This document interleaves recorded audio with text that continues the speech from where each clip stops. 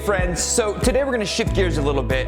If you know me, maybe you don't. Some of you might be watching for the first time, some of you might be my friends.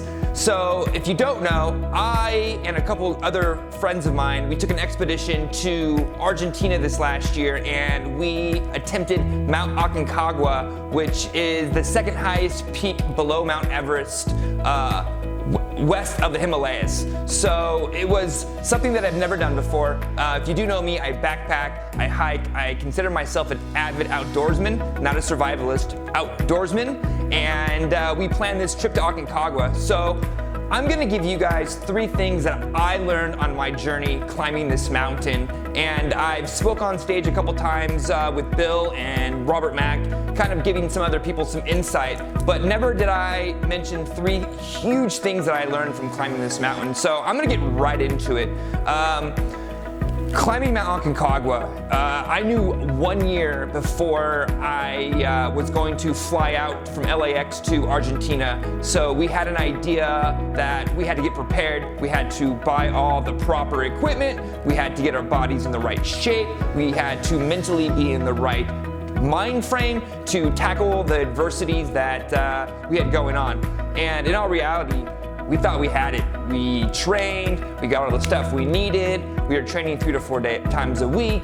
And if there's one thing that I learned was, I don't think you can ever be prepared enough.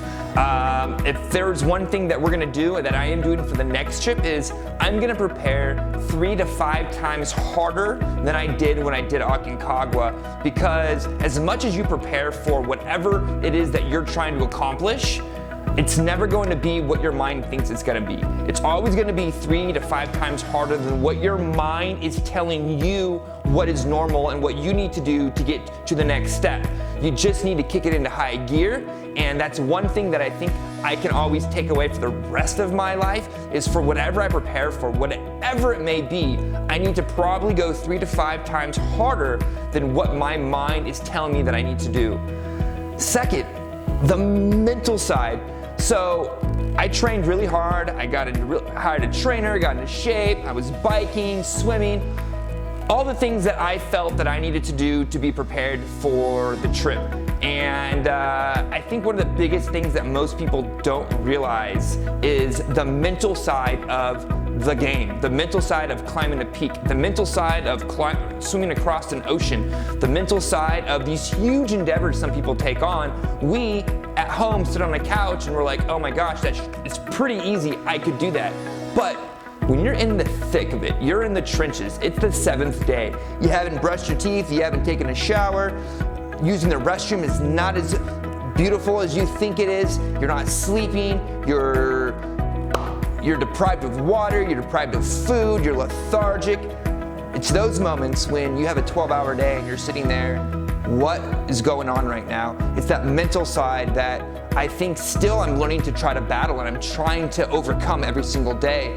And it's now really pushing myself physically to push myself mentally in anything that I do. So now when I work out, I push myself to the brink, so my mind is being pushed further than what it was before, because I know I'm gonna be somewhere on some side of a mountain at 20,000 feet going through the same mental processes that I went through in Aconcagua, and it's up to me to beat myself, be better than what I already had to overcome these challenges. And it's that mental side, it's that mental push most people, they just don't realize. So 1 is going to be the mental side, 2 is gonna be really planning 3 to 5 times harder for it.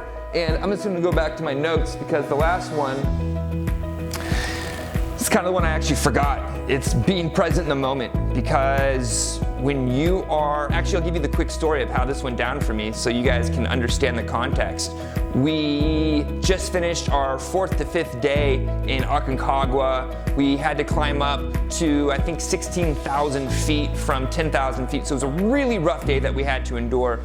So dead heat, we climb up, we finally get there, we sleep, we wake up, you're pretty lethargic at this point, you're just really tired, and we really don't know what we were getting ourselves into, but we are already into it, so we are just going through the motions. And we had a team meeting, and in the team meeting, one of our guides put together a itinerary for the rest of our trip. And I'll never forget seeing that 5th day that we are on, we had, I think, 12 more days left.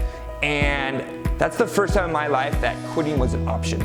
That, wow, maybe this is way too much, because my mind immediately started playing tricks on me of the future, of how hard it's gonna be, how impossible 12 days away is gonna be.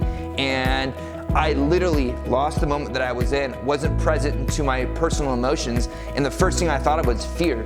Fear that it's too far away, I don't know what I'm gonna do, I've already been pushing myself to the limits, my mental stability is already at the brink, but now I'm looking to the future and I'm putting more weight and more strain on my mind, as opposed to just being present, eat the food that I have, drink the water that I have, talk to the people around me, talk positive thoughts, do affirmations, journal, control the mind and not let the mind control you. It's too often, it's too easy, our minds control ourselves and we don't even realize it. We'll be thinking one thing and our mind will take control over another thought pattern. At the end of the day, our minds control us. So when you can try to control your mind and you can try to narrow and funnel it down to what you want your mind to be doing, things become a lot easier. And being present in the moment and journaling and being grateful for things around you tend to control the mind and focus it on the positive and not the future endeavors.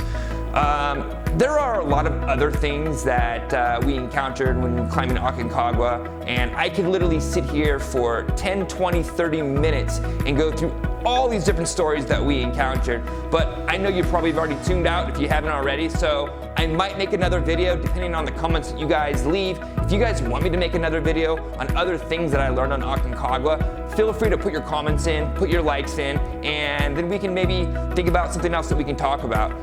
But thanks for tuning in, and I will see you guys next week. Cheers.